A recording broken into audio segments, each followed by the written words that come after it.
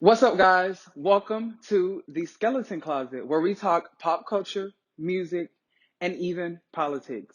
We're dragging all of the skeletons out of the closet, giving you all the tea and hot topics.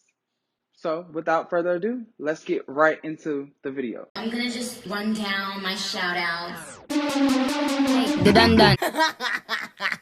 All right, so on this very first episode, we got a couple different things that we need to talk about and go ahead and get our feet wet, okay? So, the drama that's going on with the show The Bachelor, all right? The Bachelor host Chris Harrison was fired over racism controversy, all right? Chris Harrison, who is the host of the show, has decided to step aside, which is also words for he got the axe, the boot, after he supported this season's frontrunner, Rachael Kirkconnell, all right? He went on a different show that is hosted by the first Black Bachelorette, Rachel Lindsay, saying he wasn't the woke police, defending the other girls' social media posts that had resurfaced from the past, all right? And you might be wondering, what are these posts?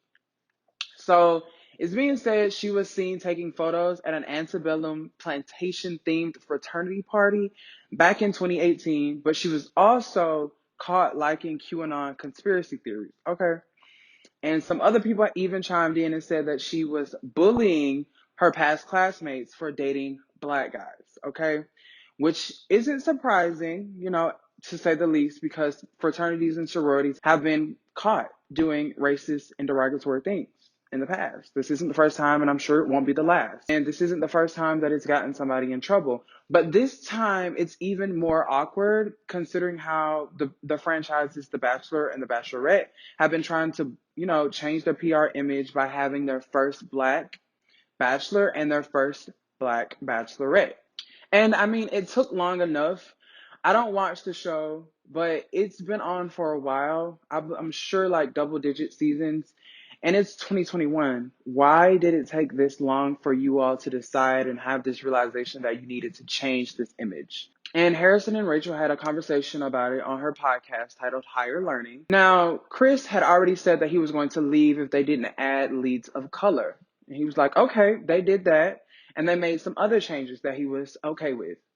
He said they even hired a diversity consultant that didn't even show up for the class. It was like, I'm contractually bound in some ways, but when it's up, I am too. So basically, he was done. He was going on a rant, just upset because he felt like she didn't deserve the persecution that she was getting.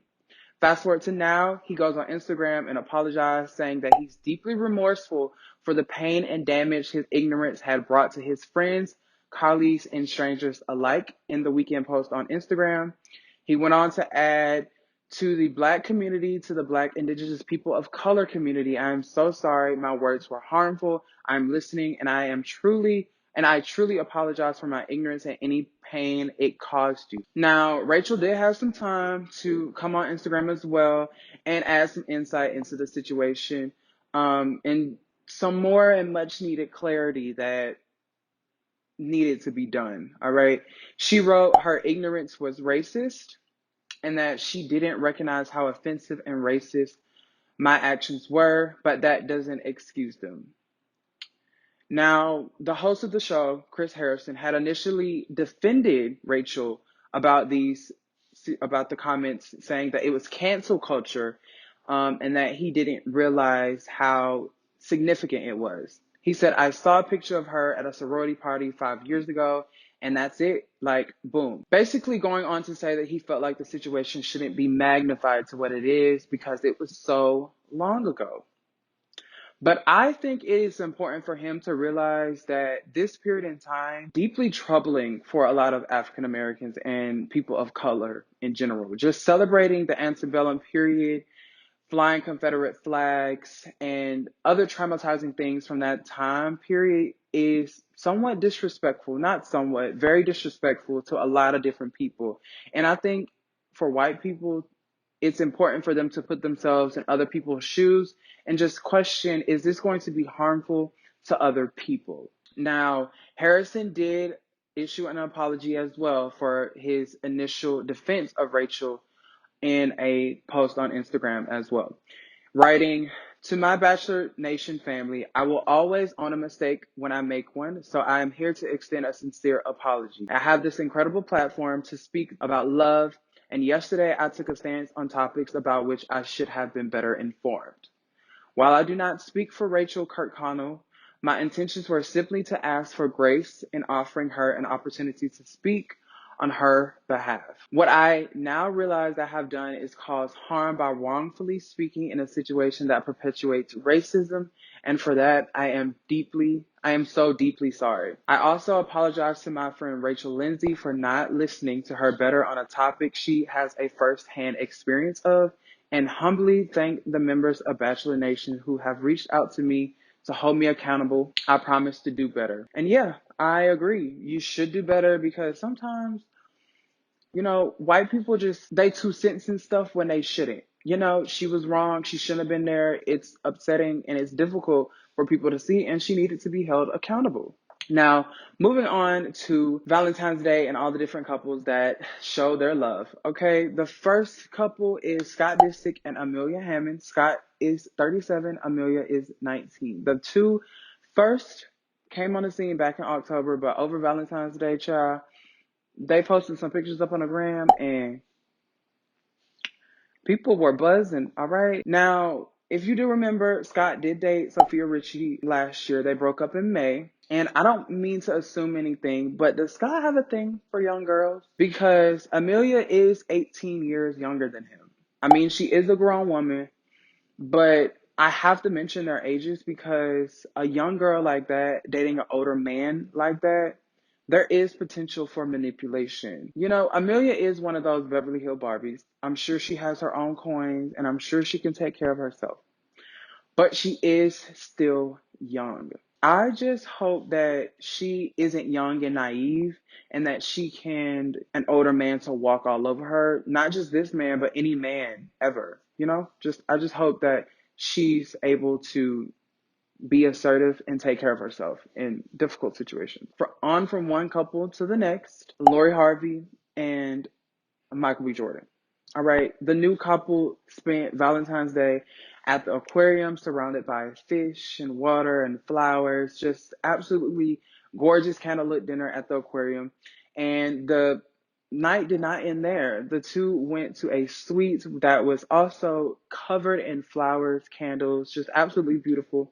And Michael B. Jordan even gifted her stocks in Hermes. Okay, now that is a gift. But some people are saying that their relationship isn't real. It's a scam. It's a fraud, all for her to sell some clothes. Now, I don't think that Lori Harvey needs to fake anything to sell anything. Is it really that deep? I personally don't think that she would need to do that. Sis is a boss of her own. But tell me what you think in the comments, because I remember when girls were on Twitter, Instagram, all in the blogs, comments, calling her the female Future. So which one is it? But speaking of Future, Michael B. Jordan has something that he didn't. And that is the dad's stamp of approval. All right. Steve Harvey told People magazine that he liked this one. And you know what, Steve? I like this one too. All I know is sis has her own influence. She doesn't need to fake a relationship or a man to do anything, let alone to sell some clothes. And we might as well be calling Nick Cannon Future in a Turban, because Nick Cannon is expecting twins. So this will make 5 kids for Nick Cannon, because he already has 3. But this past Valentine's Day, Nick was working overtime. He was allegedly trying to spend time with his rumor girlfriend, Lanisha Cole, his kid's mother, Brittany Bell, and the woman who was allegedly pregnant with his twins, Abby De La Rosa, to make them all feel special. Now, I don't know how he had the time or the energy to do this, but he pulled it off. All right. Now we're going to move on to Miss B. Simone. All right. Sis recently shared her new relationship with Chris Smith, who is a football player with the Oakland Raiders. And I'm not bringing them up to talk about their relationship. I think they look real cute together. But it's more so about what Sis said while she was on vacation. Take a look. We got all these things we want in a man. A list of things. He got to be tall. He got to be dark. He got to be handsome. He got to have pretty teeth. He got to be a family man. He got to be financially stable. He got to be rich. He got to be successful. He got to be all these things. And we ain't even half the things on that list. He got to be a family man. Bitch, you ain't talked to your mama in 6 months, but you want him to be a family man. He got to be financially stable. Your account is in the negative, ma'am. Overdraft fees. He got to have a job. You need to go fill out some applications because you're still unemployed. He got to have pretty teeth. You ain't seen a dentist in 6 years. He got to have a six-pack and be in shape. You can't even walk up a flight of stairs without huffing and puffing. Get your life together. This whole list that he got to be. You ain't even half the things on that list. Now, I just know B. Simone is not sitting up here trying to chastise women about their standard. Because, sis, this you? Weren't you just saying that you didn't want a man with a 9 to 5? Yeah. Somebody said B. Simone should change her name to Be Quiet, and I could not agree more because, sis, what? Our newly elected president, Joe Biden, recently had a town hall in Wisconsin. And if you weren't able to watch last night, you probably remember, if you were able to watch last night, you probably remember Joe Biden rambling on a range of different topics, but especially when it came to foreign policy, he was definitely rambling. But here are some key takeaways from the town hall last night that I'm sure caught a lot of people's attention. He definitely said that teachers should be considered frontline workers, so that is a good thing to help schools reopen safely. He went on to say that he was tired of talking about the last guy, making it clear that he wants to move the country away from that deranged man, Donald Trump. He said, for 4 years, all that's been in the news is Trump. The next 4 years, I want to make sure all the news is the American people. Moving on from that, another hot button topic that was talked about was student loan forgiveness. All right. Biden said that he will not cancel $50,000 in student loan because he feels like he can't do that. And AOC and Chuck Schumer, who are the more progressive people in the party, felt like he should do it. But Biden feels like he can't do that by executive action. But he is prepared to cancel up to $10,000 worth of student loans.